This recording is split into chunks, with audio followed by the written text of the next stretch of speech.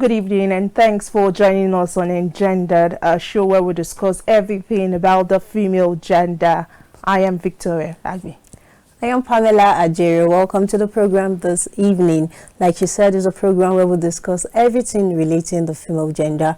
We'll be bringing our topic and also our beautiful guest after the short break. Do stay with us.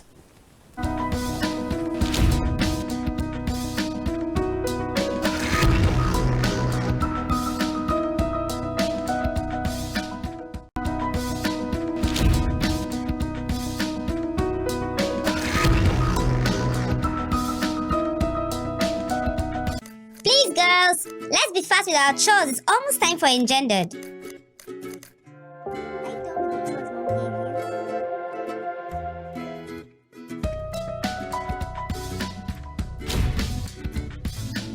Girls, it's time for your favorite program, Engendered. Yeah, Mommy, we're coming right away. Sophia, turn off the gas.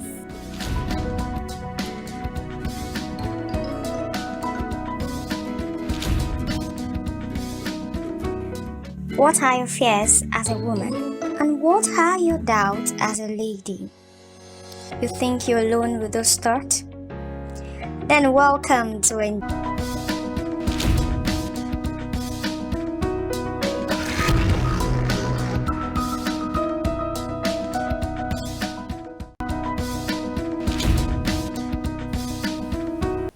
Well, thank you for joining us again. And if you're just joining us, or if you're just joining us, it's Engendered, a show where we talk about everything about the female gender, like we rightly said earlier, and you're right on time because the show is about to begin.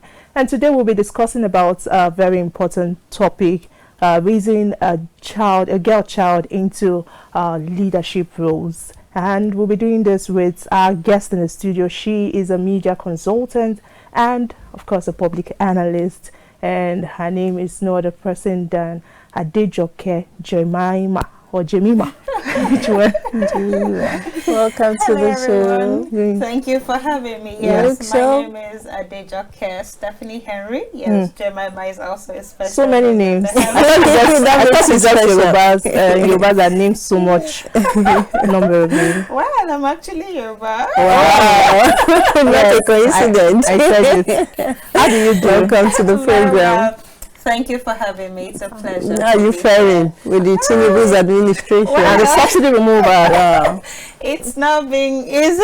I mean, everybody's complaining, right? But then I believe that staying positive is a very right step in resilience.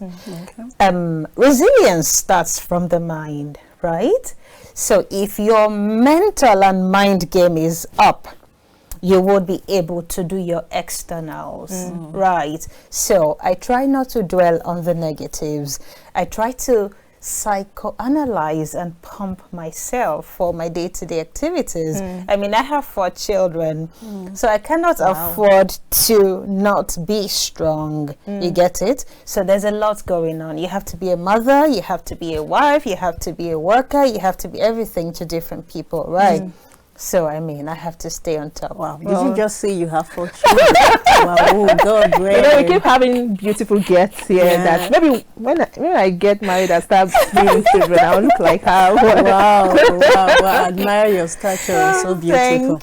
Thank you. All right, let's get down into the business.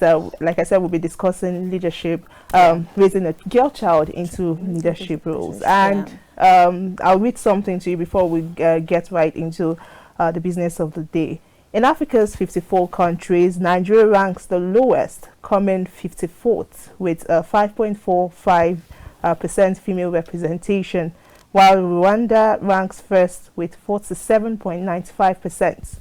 On the list of 5 worst performing countries, Algeria came second after Nigeria with 6.20%, Benin Republic with 7.40%, while the Gambia and Liberia followed with 8.60 and 11% respectively. Now, Senegal came second place in the overall ranking after Rwanda with 44.20%. Mozambique followed with 42.60%.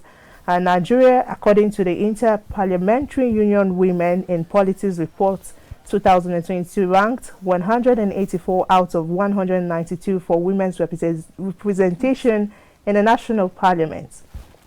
In 2019, 235 women ran for Senate seats out of a total of 1,904 candidates, while 533 women ran for House of Representatives seats out of a total of 4,680 candidates.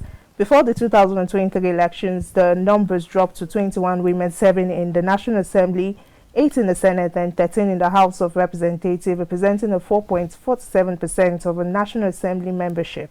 Now, a total of 18 political parties fielded 318 female candidates for the National Assembly elections, 92 for the Senate, and 288 for the House of Representatives. Now, in 2023 elections, out of the 92 who contested for the 109 senatorial seats, representing 8.4%, only 3 women. Wow. Won. They are Ireti Hingibe of the Labour Party from the FCT, Idiat Adebule, I hope I get that correct, of All Progressive Congress from Lagos West District, and Ipalibo Harry Banigo of People's Democratic Party from Rivers West District. Well, you see that number. It tells begs to tell us the number of parity. Yes, exactly. So, how do you think, or what do you think? I know a lot of campaigns are being made. I go to conferences, I see women rallying and support for women on the surface, on political platforms, on the media, through rallies and conferences, but yet we're seeing little amounts, although it's, people say it's better than before, right? But then you don't see the results that needs to be seen. What do you think women are not doing right? Is it what women are not doing right? Or is it the opportunities the women are not given? Now, some people will argue that you do not wait to be given opportunities, rather you go and take them. So the 35% affirmative action, right, is a thing. And I'm very happy that you mentioned Uganda as being a front runner in implementation. Meanwhile, Nigeria, that is supposed to be a pace setter, is lagging far behind. Now, what really are the issues? I think we should start from there. I think it is a problem of empowerment. The Nigerian girl is already disempowered from childhood. Now, I love the fact that you also said there is an improvement. It isn't like before. Women are speaking up more. Women are coming out to say, oh, I want to be president. I want to be XYZ, isn't it? In the last election, there was a woman. Now she has become a minister. Right. So I think it starts from the very basics. How many girls really go to school? Look at places in the corner where you say, oh, she's a girl. What's that? Oh, she should just stay at home. After all, she's going to be somebody's wife and will end up in the other room. So, yeah. So why do you need to send her to school? A woman is supposed to be there. She's a homemaker. Oh, she should just shut up and sit somewhere. So you see, there are cultural and societal bottlenecks that tend to stereotype women and disempower them. Now, all of these things are interwoven. So you see that even the political system is a reflection of the larger society. So it is, what are we doing wrong? We're doing everything wrong. From, oh, let us send our girl children to school. Let us make them feel that they have the same rights, opportunities, and privileges as the boys. I am not inferior to any man. My mental capacity is strong and sound, if not sounder than most men, right? So what makes me different? Maybe my physical makeup. But in terms of, that's why people say, give us equity. We're not even saying, oh, we want gender equality. Give us equity, where we can all compete. on a very level pedestal. Right, so back to your question now. What are we not doing right? Or what are women not doing right? It isn't about women, really. It is about the society. It is about the bottlenecks. It is about the hindrances. Now, let me give you an instance. You say, a woman has to hold political office. But then, you put your political meetings for the night time. When you know that, oh, this person is a mother. She has to be home. She has to do X, Y, Z. You know that clandestine meetings may not be the best for her. Yet you say, oh, let's meet at 2 a.m. Why don't you do it when you know that she would be able to attend? So I think that these things are very subtle, right? But when you see the effect on the society, you see that, oh, to a large extent, women have been what? Disempowered. Okay, let's go back to the drawing board. You know, we are talking about the underrepresentation of women, but it has to start somewhere. It has to start from the girl child. Right. Now, what are the steps of this leadership? Because once you say leadership, what goes to everybody's mind is president, minister. Yeah. But this girl child has to start being responsible from somewhere. Maybe, should I say from the classroom, being a class monitor or something. What are these steps of this leadership journey? Good.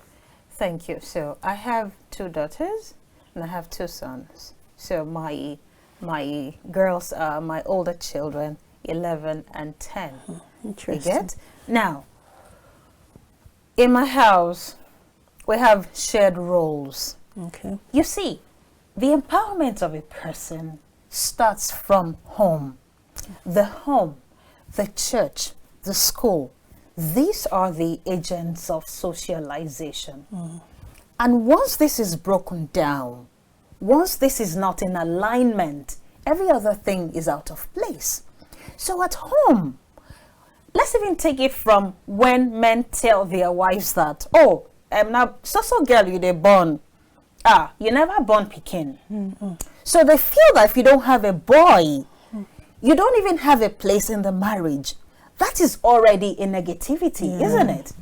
Then, at home, you say, oh, the boy should have better opportunities. Oh, you're a girl, go and stay in the kitchen. No, you go and do X, Y, Z. After all, you're going to be with a man in the end. No, it shouldn't be. So in school, I mean, look at me, for instance.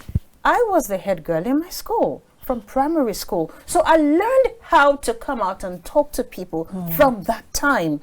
I learned representation. I learned confidence. I learned self-assertion. I learned self-acceptance from that very, very young age. So, I mean, I do not cower before any man.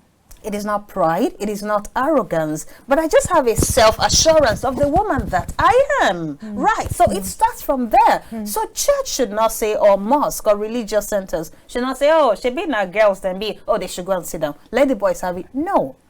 A child is a child is a child. Everybody needs to have a voice. And all children are important. And I tell you this.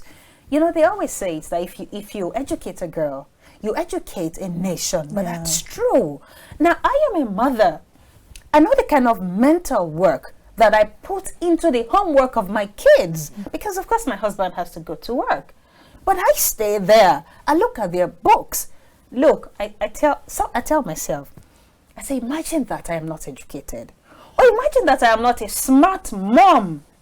What will happen to my kids' work? Because I see some things they are taught and I'm like, really? Are you teaching my kids this? So I have to recalibrate. So imagine that I do not have the capacity to do all of these things. So, church should not say, a woman is the weaker vessel. Like, no, you don't do that. Things are evolving. School, you don't say, they're girls, they shouldn't talk. No, everybody should get a level playing field. And then, of course, I mean, at home, which is where everything starts from. You would raise strong, independent, bold, confident daughters. The same way you would raise responsible boys who are going to be responsible for these girls later in life. So yeah, it is very holistic. And the agents of socialization must get it right. Okay, let's talk about gender roles. You've said you're a mother. Yeah, of absolutely. 4 beautiful children. Let's not say boys or girls.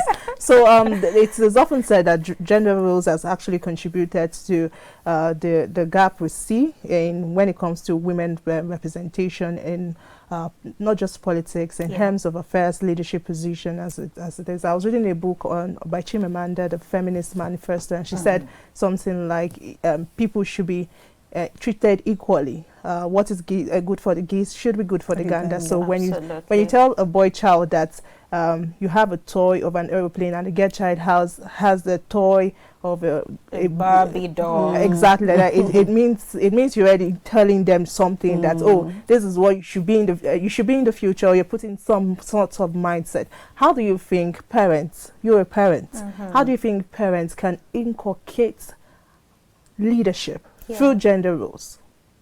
Wow. So this is very important, right? And it is very instructive. And for me as a mother, it speaks to me very well, because this is something that I practice on a daily. So now I have 2 sons, but my boys sweep. My 7-year-old, he'll be 8 in December, he washes plates. My little boy, he'll be 5 on Saturday, he does small laundry. So socks, boxer shorts, right? But my girls are well able to handle the home. But I let them know that, look, responsibility is not gender specific At all. If your sisters are not there, you have to be responsible for you. Do you know, my son said something last week. You know, they were talking. I was in the room. Then my son said, my daughters first said, oh, when I grow up, I'm going to have 2 children. I'll have a boy and a girl. Then my son said, oh, when I grow up, I'm going to be cooking for my family. So I said, why do you want to cook? He said, because daddy cooks. So my husband, you know, he does that for us. He cooks. When I'm not feeling, my husband, weekends when he's home, he can cook for us something nice. So I told my son, all right, it is good to cook to show that you care, but the man is the provider. So I wanted to balance that. I mean, you're not going to be the cook of the home. You're going to be the provider, but you can cook to show that you love. Are you getting it? So there has to be a balance. Of course, I want to raise responsible, strong men. But then I also want to raise daughters who know their natural or naturally assigned roles. So a boy is not a mother. He's not going to carry babies and have them. No, a girl won't do that. So you have to also let them see how they can nurture the family, how to care, how to love, how to show empathy and compassion, right? But then the boys have to learn it alongside the fact that they also have to be strong and be there, be at the forefront. You get it? So in as much as it is not gender specific, like I said, responsibility, there are ways you can teach these things effectively. So you let them see that, oh, it is good to do X, Y, Z, but you can also do it if you're a boy or if you're a girl. So a boy can cook, right? But it is not his primary duty too. A man is supposed, I mean, I read this in Miles Monroe's book, The Purpose and Power of a Man, of a Woman. So the traditional roles are there. And as a Christian woman, I agree with these roles. But then I do not agree with a woman being subservient. If I were in my kitchen somewhere now cooking, I mean, I wouldn't be here. Or if I didn't go to school, I wouldn't be here talking to you. So I want to raise boys that are smart, who have empathy. So my son, when he's angry, you see him, he wants to charge and he wants to hit. And I tell him, no, you don't hit a girl. So if my son hits his older sister, of course he's stronger, I'm going to spank him. Like I will spank him lightly to say, no, you don't do that, right? And then my daughters, when I have to step out, I say, oh, daughter, you have to do X, Y, Z. There are checks and balances, but you see all 4 of them know that there is a language called responsibility. Yes. There is accountability. There's a place of doing. There's a place of showing. Right? So they know. So if my boys have to go somewhere now, they know they can do X, Y, Z for themselves. And I'm not wondering, oh, how is my boy faring? Is he going to look for a girlfriend to come and cook for him and do all of that? No. I know that he has his life. My daughters also have what? Their lives. So if my daughter comes back and says, oh, mommy, I did debates today, or mommy, she told me she's going to JSS too. Oh, I got my friends together and we now have a club. I am teaching them public speaking. Oh, I am happy. Right? So that's leadership. I encourage it, right? I don't say, but you're a girl now. It's not your place. No. Right. So gender roles are good. But then there has to be a place of what? Balance. Okay. I have a similar question. Sorry, Pamela. You said gender roles are good and traditional roles, spoke about traditional. Don't you think it's do you think gender parity, which we are all fighting for and aiming for, will ever be achieved if we keep saying, oh, the man should be at the front, the lady sometimes should be in the kitchen, you know, she has to learn how to balance it, because what those men, politicians or those people at the helm of affairs do say, and when you're even interviewing a woman, they don't ask her how they ask her questions like, how do you balance your home and your career and perhaps political space and the rest, but they don't ask the man those questions, and the women tend to like be identified by this same traditional roles rather than achievements. So that's alone is really a problem. Don't think so, because I was watching an interview with this Kenya, the woman they identify as an Iron Lady. I've forgotten her name. Someone was interviewing her, and the person asked a question as to did you see yourself becoming what you become, looking at the fact that you're a woman? Immediately she was like, what sort of a question is that? Would you tell a man the same question? So don't you think these traditional roles kind of play as a mitigating effect to the success of having this gender parity? My goodness. So you see, in all honesty, even though we're trying, even though we're evolving, even though we're doing everything to say that we want to have gender parity, it is not going to be a walk in the park. Now, let me take you back to what you said at the beginning. There's a lot of improvement. Women no longer want to be defined by marriage, by Mrs., by, oh, I have a child I don't have. No. And I am a stickler for that. You shouldn't define me by, oh, Joke is a mother. Oh, Joke has children. No. I never knew a mother. Right? Yeah. There are things that define. So if somebody, like you said now, because I don't put it, it is not a problem. You know, when they call me from, if I call customer care, they say, what should we refer to you as, Mrs.? I said, no, my name is Joke. Just call me Joke. I mean, it is when I have to fill a document that I have to put. Those things don't bother me one bit. And women are coming. Some women would tell you, I don't want to be married. I don't want to have children. And that's okay. But there are some people who want to do all of these things. Now, you see, this is Africa. We are a traditional, we are a cultural, and we are a religious people. So you cannot 100% separate. No, you cannot. See, motherhood is good.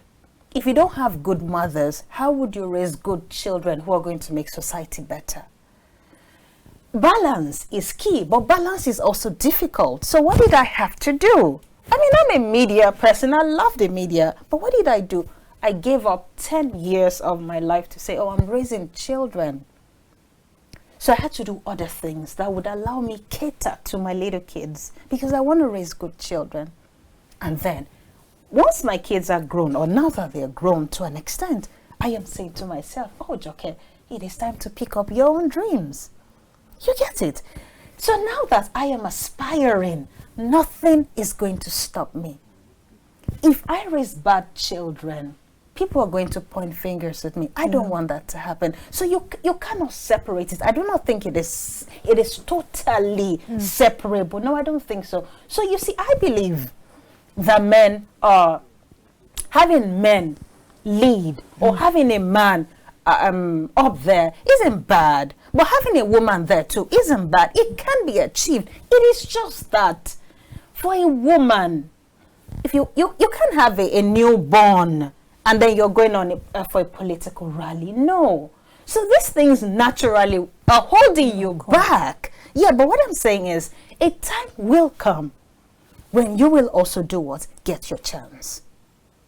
You get the point? But then, are you willing to make the sacrifice? So like the woman you talked about, the Iron Lady, she probably has decided, I don't want to be married. I don't want to have children. Whatever will stand in my way of achievement of my own goals, ambitions, and dreams, I'm going to take them off. So if marriage will be it, if children will be it, oh, I'll take them away.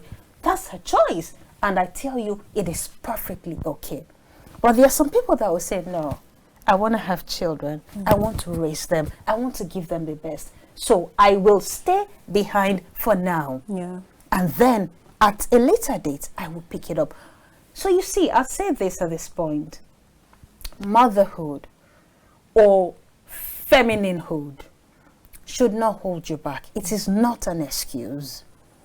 Right? Even though you might not be able to do what the men are doing at the same time, right? But you can always pick up yourself and do what you need to do. Some women have had to step back, and later in life, they've picked up. So I went back to school.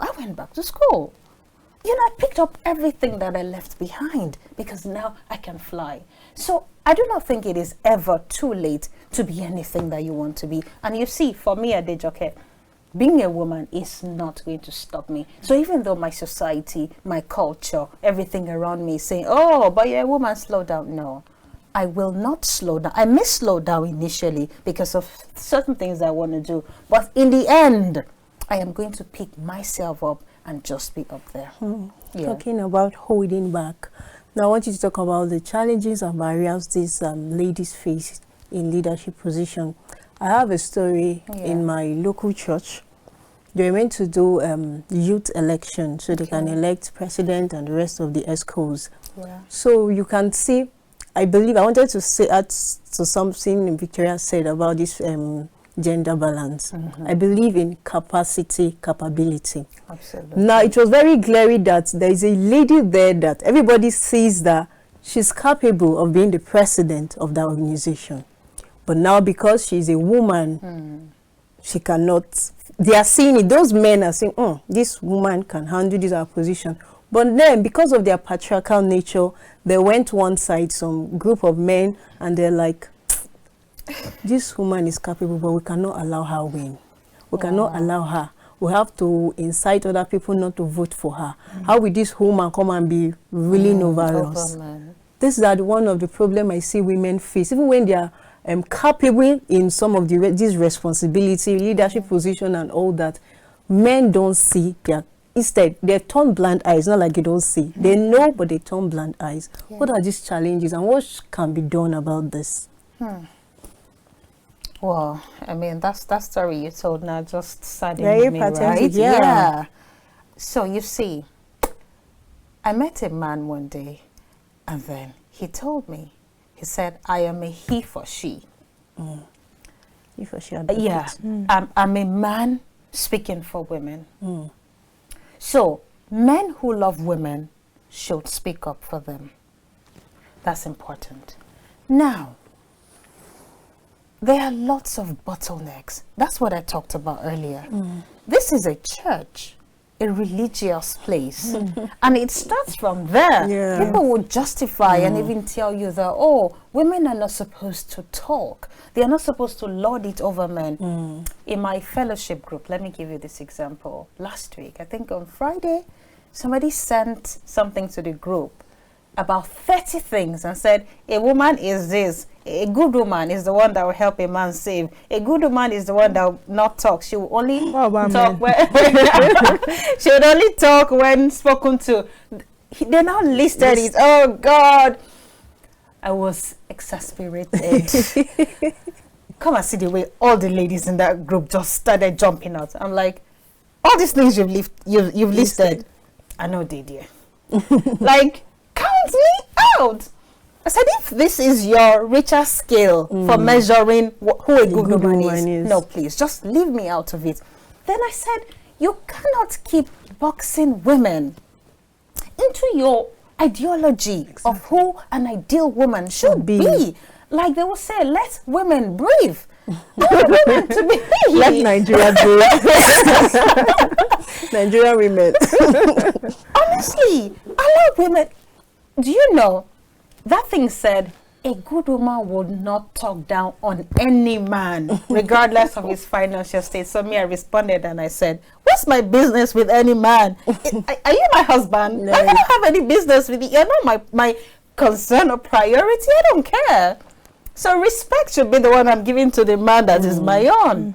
So, but that's society. They think that because you're a woman, you're inferior. And these things stem from cultural practices, religious beliefs, and all of the encumbrances that people have just put in the way of women. So, I'll tell you, my dear, what's the way out? We're talking about it. We're speaking out more. Education of women. Letting girls know that they are worthy. They are worth it. They are not inferior. You are special. You can do it. A man should not look down on, all of these things have to go down from you saying a girl child is useless or saying, oh God, in my class, in my gender class, 2 weeks ago, our lecturer told us that a certain man told his wife that if she didn't have a male child, he was not going to recognize her. And you know what happened? She kept on having babies. And guess what happened to her in the end? She developed a terminal disease as a result of that consistent thing. And guess what the man did? He took her to the village. And guess what happened? Today, she's dead. Can you imagine? So what's he going to do? He's going to marry another woman. Of course. He wouldn't even care. So things like that, like feeling as if, where do people even get that kind of ideology from? That a woman is inferior. Somebody that God took his time to create. Do you get it? So like this case you talked about now, this woman is brilliant, capable, she can do it. But a man's ego is telling him that, how can a woman be my boss? And then they would now conspire and say, no, let's not allow her. So men who love women should speak up for them. And this should start from the home. From fathers showing their daughters love, acceptance. The way that a woman will receive treatment from outside stems from how her daddy treats her, how he loves her, how he treats his wife, her mother. The boys would see this, the girls would come to respect this as well. You get the point? Then men who truly love women should speak up. Bill Clinton has one child, Chelsea, just one daughter, and he's okay with that. I know loads of people who have got female daughters and they're doing so well. A girl child is precious. Come on. We're just everything, right? Yeah. So it starts from there, from the home, from men speaking up and saying, no, we accept that a woman is a precious being that must be protected and must be showcased. So, look at Ngozi Okonjo-Iweala. That's a woman out there, right? And Obi, that's a woman out there. Chimamanda that you talked about, that's a woman out there. Oh, and Adejoke, this is a woman here. Okay, let me read something. A tweet by Reno Mokri. Yes, I was going to say when my father was ill, my sister left her job to stay with him. My other sisters left her business to work shifts with her. Yes, and none of us boys left our business or work. True. Yet you foolishly complain that you have only girls. Right. You have hit the jackpot. Each of your daughters is worth 3 sons. Yes. Having a daughter prolong your life. Absolutely. Absolutely. She will not get into as much troubles as your sons. She is less likely to be disobedient. When she leaves your house, she will remember you. She will not spend her money on men and leave you her old man servant. Your daughter will hardly give you an unbefitting life, only to turn around and give you a befitting burial. If you are too old to leave alone, she will move you into her home, matrimonial or not. Go and thank God for having daughters. Okay, so I'm still talking about leadership roles. I know I had to read this because of what you said. So still talking about leadership roles. Now you see that even in the education sector. Now I remember when I was in primary school, it extends to even down to the primary schools where class monitors. Yes, they don't give class monitors to the female. Maybe perhaps that's changed now, but a man has to be the class monitor, and the lady has to be perhaps maybe the assistant or something. So do you think this this narrative of perhaps gender roles, can ever change? Because if from primary school you're already saying that, when you say, except for now that I know I even have a friend that is a photojournalist, a lady friend. She's not that too big, but she still tells me of how much stigmatization she goes through because she's very small. Okay, so they'll not say, you want to do camera work, Smally. This girl can do video coverage of a wedding. Okay, but most times she's not even being noticed because, or she does not get the job because she's small and she's a lady. So when we have in our education sector, schools, the teacher will say, no, you don't have to, you cannot be a class rep. You cannot, even in tertiary institution, the man is, or the guy is the class rep, the lady is perhaps the course rep or assistant. So how can we change this whole thing? Can it be changed? That's the question. Can it be changed? Yeah, it can. You said it's changed. culture. So can we change culture? I know culture is made by man itself. No, it can be changed, and it take a long while. Changing. It is changing. It is changing. But like I said before, it's not going to be a walk in the park, because again, like you said, it is a reflection of our Africanness. It is the way society is, where you feel, men should be the ones taking all the leadership roles. I remember when I was in primary 6, actually, I should have been the senior prefect, so because I was the smartest, so it was that way, the smartest, the one who had, the best grade. But a boy was now made the senior prefect, and I was made the assistant senior prefect. But in my first school living certificate, it was now written head girl. Right? So, but now you physically they didn't make you play the role because of sentiment, but they could just give you the position on paper. Actually, you get at that time. So if we check it another way, it seems as if the guy could handle more than you, because back then, why I assume they made male the course rep or class rep is because they can handle the class member. I remember how I were when I was in my primary school. I was made assistant, even the assistant self. There are some very tough guys that can squeeze my mouth and throw me one side. So maybe in the wisdom of the teacher, he said, okay, I will use this person that I know that can control this class very well. So like maybe I can justify for primary school. I don't know. That is right. You shouldn't assume. Give them the opportunity first. Then exactly, right? Yes. So I mean, it's not cast in stone, right? But she has a point there. It's dicey. Like the Bible says that, women are the weaker vessel. Actually. And the people will say, so they should just stay behind. But women are saying, no, we're not weak. Women change the tires of the car. Women drive. Women do all of these things. So to your question now, is it ever going to change? It is changing. See, men are not going to give you stuff on a platter of gold. No. You have to demand for it, and when you demand, you step out and take it. You don't look. No. I think somebody said it. I remember we're talking about it on radio, and one man said, "No, we're not going to hand it to them. Sure, they want it. They should come and collect it now." So that's it.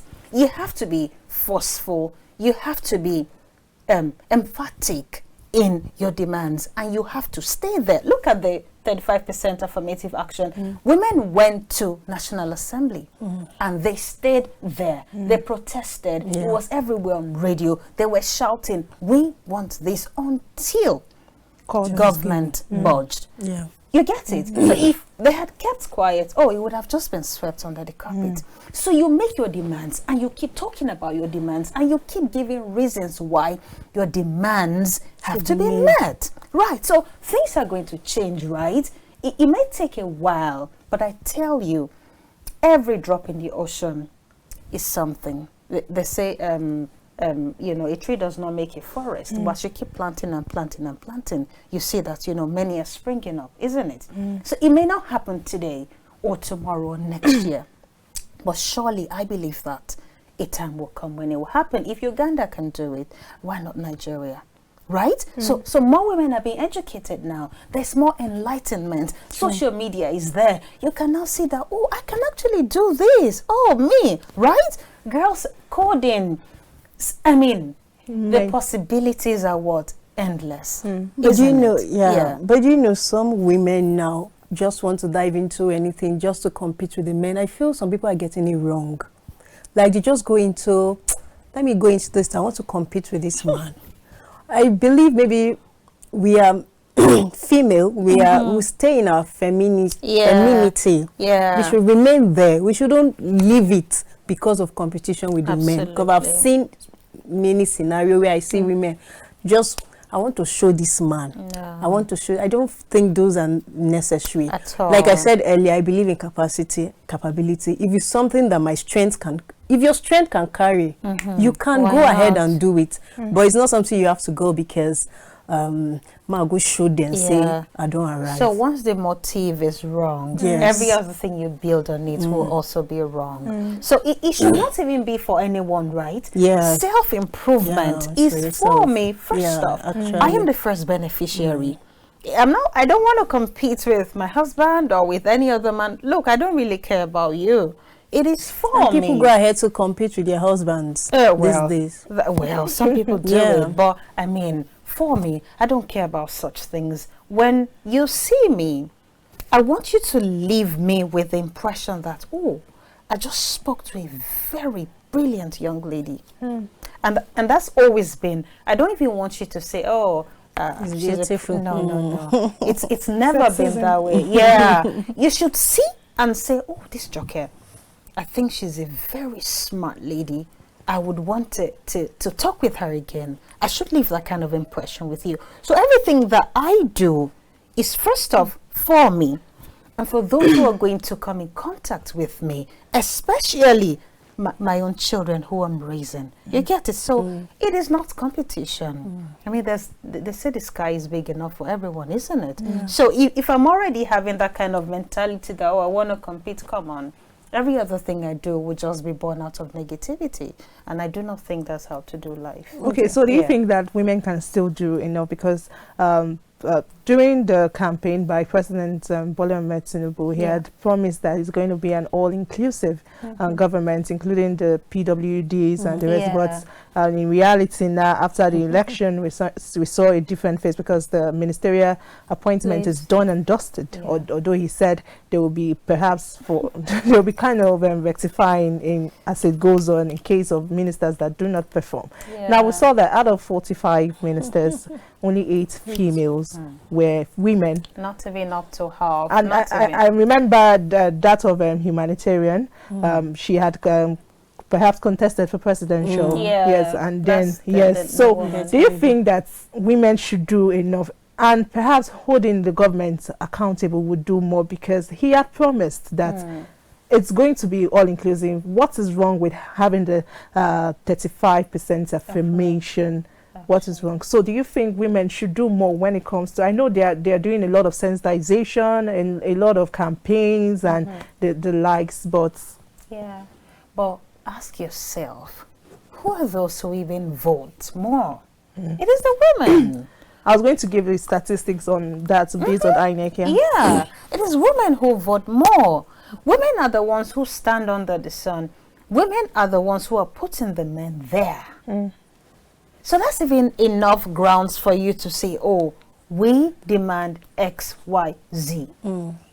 So women, like I said too, look, men are not going to give it to you on a platter of gold. So when people say it is women for women, I like it. So the women, you usually say women for women, because I know women are always up against themselves. And there are women for men. Yeah. Well, I like competence. So if we want to do competence and we want to do women for women, why don't we all say, oh, let us put a very smart, let us field a very capable woman and then rally around her. We can do something like that. Yeah. Isn't it? The reason I think that someone will say, oh no, I don't want this woman, they may have seen that she's not capable, and you cannot fault them. And is a woman ever capable in the eyes of a woman, a fellow woman? Oh yeah. Why not? Without sentiment, if you look without sentiment, yeah, you would see, honestly. But women never lay down their sentiments. That's one thing you should know. No, I don't believe that, honestly. No, because I have interacted with women who are raising women. You know, I have been with female coaches who are doing everything. I remember one coach, she said to me, she said, Joke, I will do everything to see that you get this thing right. I mean, that struck a chord in my heart. Yeah. She said, I will mention your name in a room full of opportunities. This is a woman. So for us to say maybe women are not supporting, I do not think so. That narrative too is changing. It's just there because it has been there. Yeah, but I think it is changing. I admire outspoken, brilliant women. I love it. And I aspire to be that way too. You get it? Yeah, so I think that we're beginning to see the need. And you see, I'd say it again. If you don't come out to take what belongs to you, nobody's going to give it to you. Nobody's going to hand it over and say, oh, take. Now look at this. They'll come and campaign and say, oh, we'll put you there. But once push comes to shove, you're not going to get anything. So you continue to what? Advocate. Continue to speak up. Continue to show up. Continue to make demands. Right? And you'll see that, I mean, it will just happen when you even least expect it. It will just happen when you even least expect it. Thank you, Adejoke. It's my pleasure. Yeah, you've heard directly from our guests today. There are lots women can do out there. You should never limit the capacity or capabilities of a woman. Like Reno Mokris said, go and thank God for having a daughter. I want to say thank you to those of you who have watched this program, and thank you to, of course, our MCR presence and the camera people for making the shoot a success. And that's a success, and that's how we end today's episode on Engendered. Do well to join us on Thursday again for another interesting episode. I am Victoria Agbi. I am Pamela Ajaero. Thanks for joining us on this section. Bye for now. Bye.